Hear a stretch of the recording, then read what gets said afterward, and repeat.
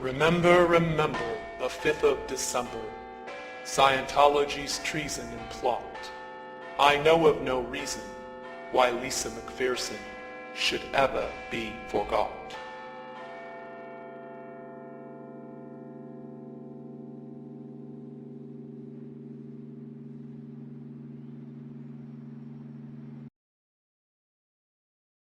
You say the misuse, but I don't know if you're aware that there was a plan in 1955 in this country, Ted, to repeat what was done in Russia.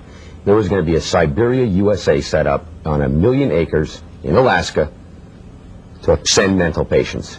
They were going to lessen the commitment laws. You could basically get into an argument with somebody and be sent up there. This sounds very odd. Nobody's ever heard about it. That's in no small part thanks to the Church of Scientology. People say in the United States that these things can happen here.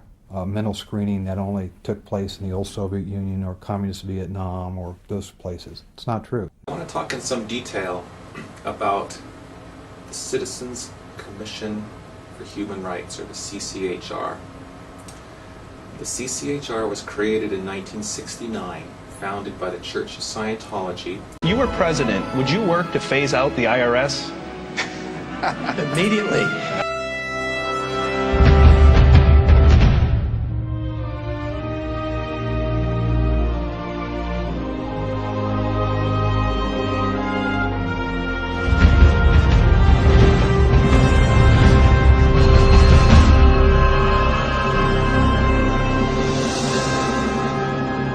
Hello, we are anonymous. The following is important information concerning the history of Scientology and the Ron Paul campaign. In a 2008 interview on Blunt Talk Radio, a representative from Texas contacted Ron Paul with concerns about the Church of Scientology, specifically Scientology's tax-exempt status. Ron Paul's reply was read on the air. Posted on the site there in Texas where they're trying to outlaw Scientology from the RNC. So I'm going to try and bring them on, and hopefully they are who they say they are. Well, I will tell you that there are multiple chairs from the precincts down there that do have the power to do that are in anonymous, so it could very well be. Yes. Hello? Yes. Is this Maybe? Yes, this is Maybe. Oh, good. I was the Galveston County delegate yesterday. Yes, that's great. Tell us about that. Yes. Well, I was brought in as a delegate under the Ron Paul people, and I'm one of 6 out of District 341, or Precinct 341, and I wrote a resolution out the day before the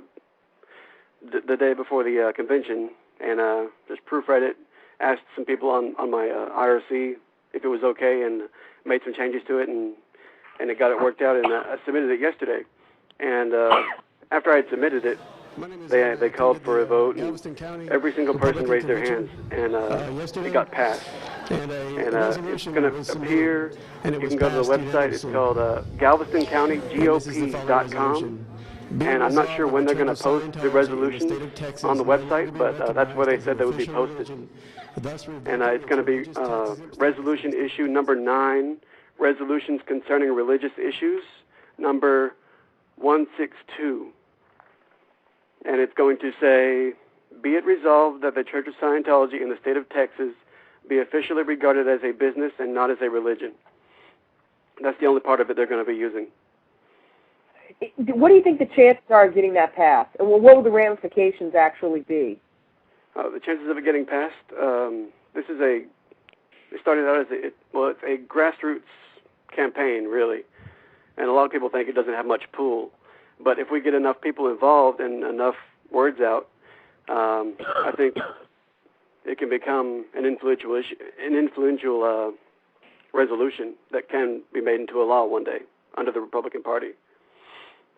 Well, God, if the Republicans are on this, man, I may have to change my vote. I'll tell you that. I actually sent Ron Paul an email, and he responded saying he did not support removing their tax-exempt status because he doesn't like taxes. And that's one reason Scientology loves Ron Paul so much, which is stupid. But that's bad. Well, who does like taxes? No one likes taxes, but that doesn't mean, a potential president can't see that a group is totally abusing our, establishment clause, and that's what really pisses me off. I mean, they shouldn't be allowed to have.